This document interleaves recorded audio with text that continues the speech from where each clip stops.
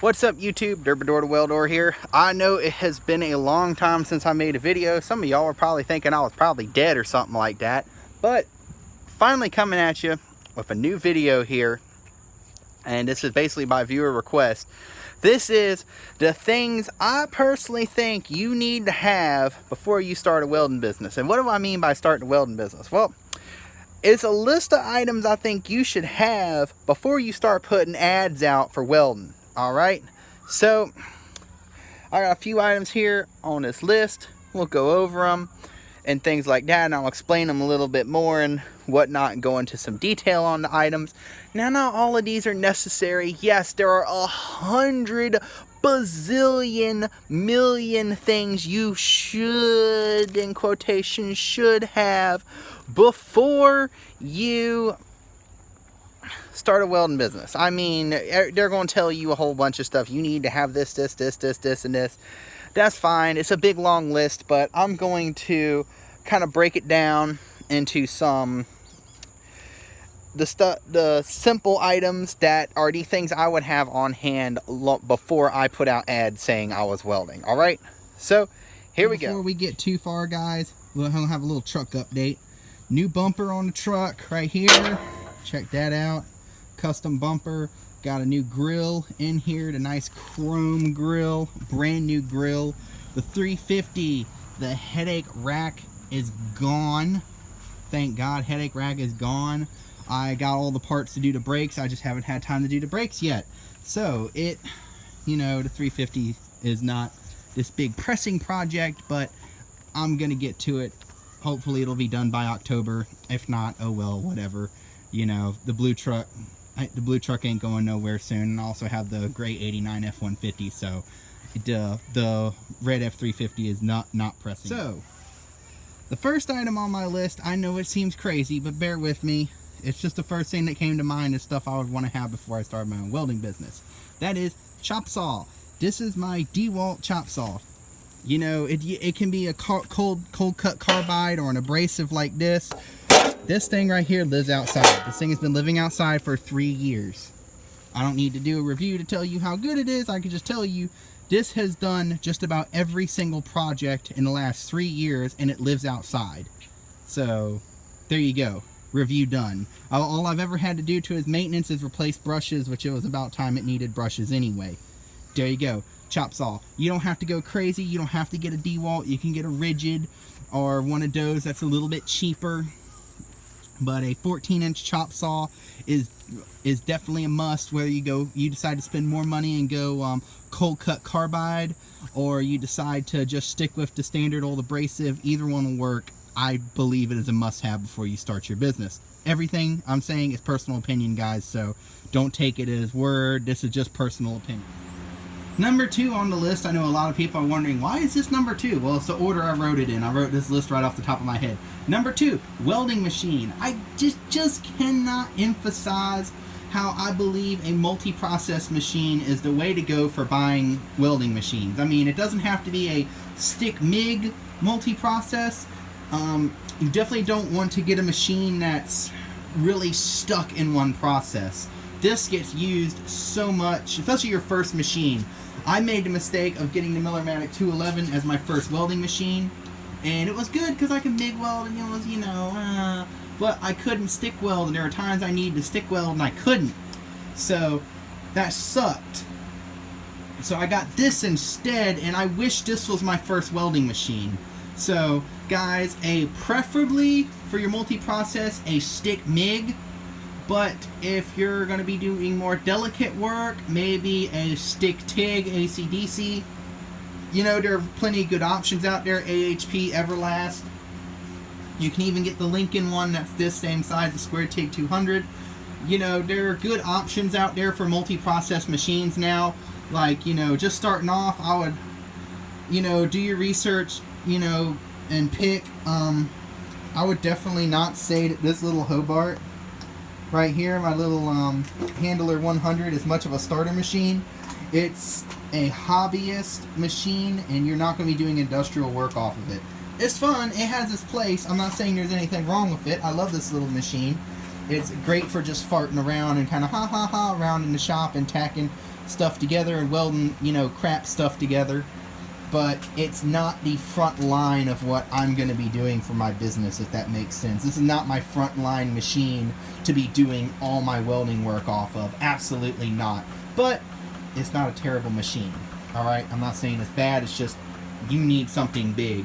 You need something with some beef behind it. You need a good machine, a preferably name brand like Miller Lincoln, but you're on a budget. Everlast has got several good machines, and so does AHP. Some people don't like AHP for reasons. Harbor Freight's got a whole new series of welding machines that are supposed to be way better than their old ones. Can't speak on them, but all I can say is the people I know who have bought them, like the Omni Pro 200, have according to the people that I know personally have bought their Omni Pro 200, love it. So, and Harbor Freight puts that directly in competition with this machine, so that's a cheaper option too. And that brings us to our next thing, a generator. Why do I say a generator? Because if you're not doing mobile welding, you are cutting out a huge amount of business, and you need to be able to do everything when you're starting off to get an edge on your competition. So generator, not this exact one because this is a small engine drive, but it was one of my first machines. I highly recommend Harbor Freight's Predator 8750 and make a twist lock adapter plug. It will run that Lincoln 210 MP in there. That's why I was talking about the Harbor Freight's Vulcan Omni Pro 200, because you go to Harbor Freight, you pick up the Omni Pro 200, and you pick up the Predator 8750, boom, you are now a mobile welder. Some people are not going to like that. I know some people are going to go in the comments. Somebody is triggered. Somebody who has a refurbished SA200 in the back of his Chevrolet 3500 Duramax is now triggered and mad. If you're triggered and mad, screw you. This video is not meant for you. This video is meant for people who are trying to start out. This video is meant for people to start out, get their feet wet, start doing this work, and then build up to get that kind of stuff. You are not my Champion Elite here. For those of you who are new to my channel, this was not my first welding machine. This was 3 years of hard work to get that welding machine. That was my second generator. My first one was a Predator 8750. I went Predator 8750, Hobart Champion 145, Hobart Champion Elite. And for those of you who are new to the channel, this rig truck is 3 years of work. This didn't happen overnight, okay? It did not happen overnight. I just want everybody to be clear on that. This did not happen overnight. It's all accumulative. It takes time to get this stuff, all right?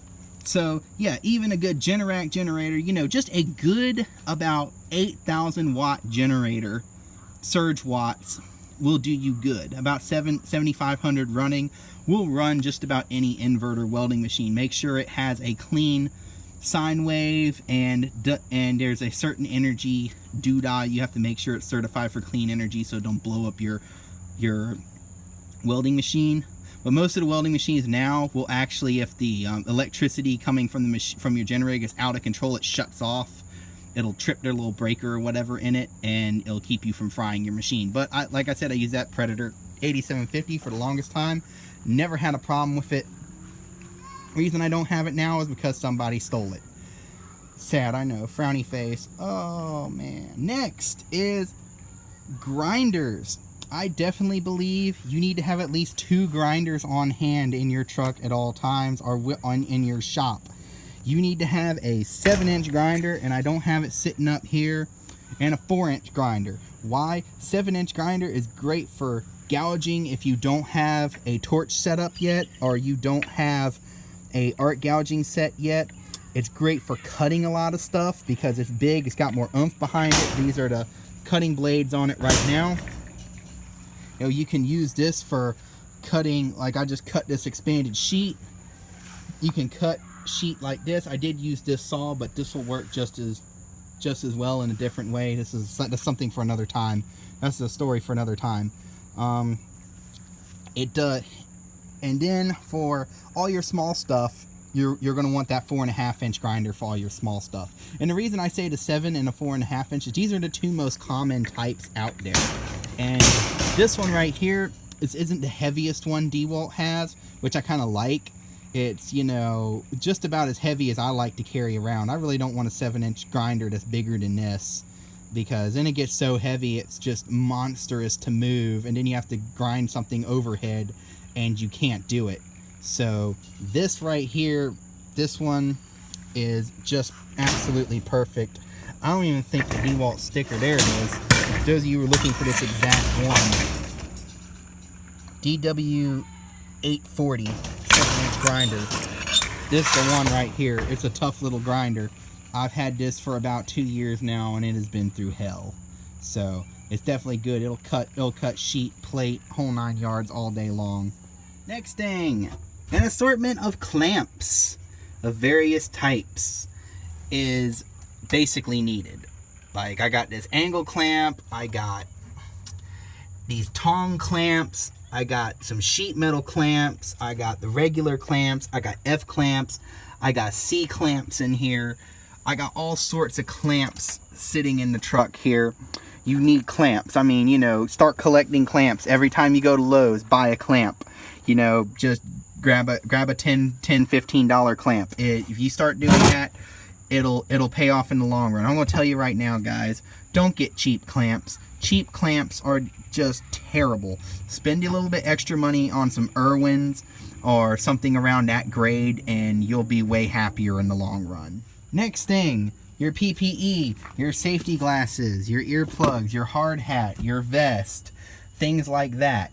You definitely want that. You need to have at least a hard hat, a vest, and glasses and earplugs. But if you're welding already, you should have all of that stuff already. So I'm just going to say that you need your PPE. So there you go. PPE. Just saying it. And while we're in here, while we're in the cab, you need a good drill. Battery powered preferred. Now, I know this is sacrilege. I'm using DeWalt bits of Milwaukee. Oh my God, I should just go hang myself, right? But yeah, a good drill bits. These are the DeWalt black oxide ones. These work really good. Keep a can of WD-40 to use as coolant. That's what I do. Because in a spray can, you can drill a little bit, shoot some WD-40 on it, keep drilling. Does fantastic. It makes your bits last longer.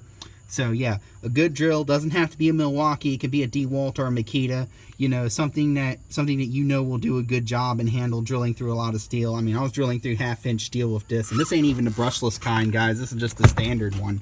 And you can catch these with the impact driver on sale. You can get them for like 150 bucks. 2 batteries, drill, and impact gun, and all of that. You know, so keep your eye out for them. The DeWalt, Milwaukee, or Makita will do fine. I'd stay away from the lower end brands. I'd stay away from Ryobi, Cobalt, and I can't think of the Craftsman. I'd stay away from those. I'd stick with, you know, the higher end ones. They will do a lot better. They'll last a lot longer, and they will handle the drilling through all the steel you have to drill. All right, next thing, marking instruments. This is very important. A lot of people don't even think about this.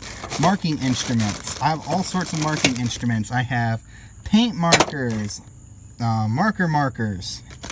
I have soapstone. I had a silver streak and I lost it. I know, sad. I have actual crayon. I don't know why I have crayon. I think I found it somewhere and just threw it in the truck. I don't think I paid for it. Just found it somewhere on the ground. Oh, it was in the F350. That's where it was. It was in one of the F350 underbed boxes. This, you know, your square or your triangle or whatever you call this, framing square. Aluminum framing square is your best friend for fabrication, guys. It really is, because look at that. It has all your angles on it. All your angles are laser cut onto it. It does a 90 degree and a 45 degree. This is one of the best tools you can have. Get an aluminum one, and it will serve you a good long time. Now, some people, like the company I started working for first, they like these combo squares. These are okay, but there's a lot of moving parts. They're prone to failure and all sorts of fun stuff. The nice thing about it is it does have a little level in it, so it'll kind of give you an idea of what's going on some things. But yeah, I have both because they both work. But if I had to work with only one, boom, it'd be this. because there's just nothing to go wrong. I also keep this little angle gauge just because of the fact, you know, an angle gauge is pretty cool. You know, this is very precise. When this is not as precise, this will give you the general roundabout in that area. It'll be 2 or 3 degrees off, when this will get you way closer. And then, of course, my welder's level. This is a heavy level that you can drop and throw and it won't get thrown out of whack. This is definitely a must as far as marking instruments go. A good level, not a cheap one. You know, sometimes it's better to buy once, you know, cry once instead of cry twice, however they say it. See, there I go, dropping it again. Look at that. That's why I spend extra money. And then, of course, the other cool tool is, oh, dang it. And get it out here. Boom. Is this magnetic protractor angle locator doohickey-majig. This thing right here is great because if you're doing staircases, this lets you find your exact staircase angle. You stick a 2x4 on the staircase like you do in handrails for a staircase. Stick a straight 2x4 on it, slap this on there, and it will tell you what that angle is. And then when you're installing your handrails, you can slap this on there and it'll tell you what that angle is, just like that. It is a fantastic tool to have. Not necessarily needed, but it is a must. It is a must-have in the truck for sure. All right. It's a must-have. So there you go, guys. That is my basic tools I think you need to start a welding business. Some of the stuff is implied, like duh, you need welding wire, duh, you need stick electrodes, duh, you need welding gas, you know, things like that per your process. You know, you need those stuff, but this is all the other stuff to go with it. So like I said, this is basic. Somebody's going to be in the comments and be like, oh, you missed this. How could you miss this? I mean, I'm not saying you don't need an oxyacetylene torch setup. Why? And, you know, somebody's like, well, why? I think you need an oxyacetylene torch setup. No, you don't. You don't need oxyacetylene to start off. I, for the longest time, did not have oxyacetylene. I used a 7-inch angle grind for cutoff wheel for the longest time.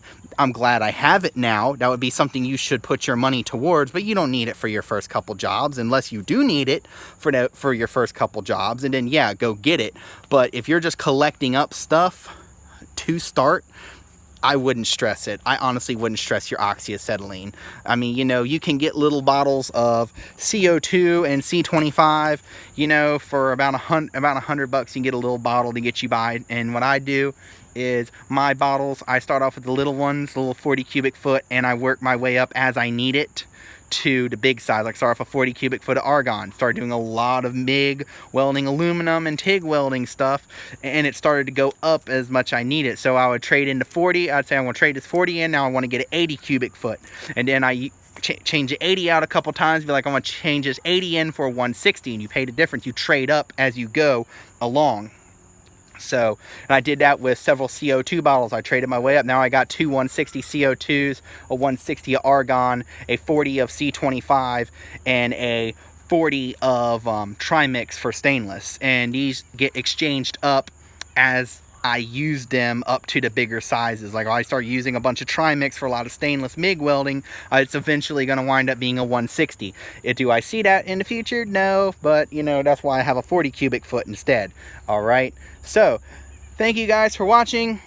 I know it's a lot of rambling. I'm trying to get through this video. As soon as I'm done with this video, I'm back to work. You know, the hood's on and I'm back to work. You know, that was another thing for your PPE, guys, a decent hood. But, you know, as long as you got a hood, you know, a hood that you trust, you'll be fine. But as soon as I'm done with this video, hood's back on, I'm back to work. I got stuff I gotta do. I wanted to make this video so everybody knows Derb is not dead. I'm not dead. All right. And if you guys think I missed anything, leave a comment below. You know, let's keep this a good active community, you know, and not a nice active community. You know, I'm not putting up with people being stupid. I have banned several people from my channel. I've banned several people from my Facebook page. I've banned multiple people from my Instagram. I'm tired of the crap. I'm tired of the trolls. I'm tired of these people who think they know better than everybody else. You get in my comment section, you start acting stupid, I'm gonna ban you. That's just how it is. All right, I hate to be like that, but that's just how it is. All right, so you think I missed anything, drop a comment below. If you have any ideas on something that helped you you when you started out, you know, drop a comment. You know, this is all about, we're trying to help people start out. So thank you guys for watching. If you just showed up here, please be sure to hit that like button and subscribe and check out my other videos. I got lots of videos. You can go all the way back to before this rig truck I had here, before the Champion Elite, where I didn't have half of this cool stuff and I was working with a lot less, so you can see the progression. All right, so thank you guys for watching. You guys have a fantastic day.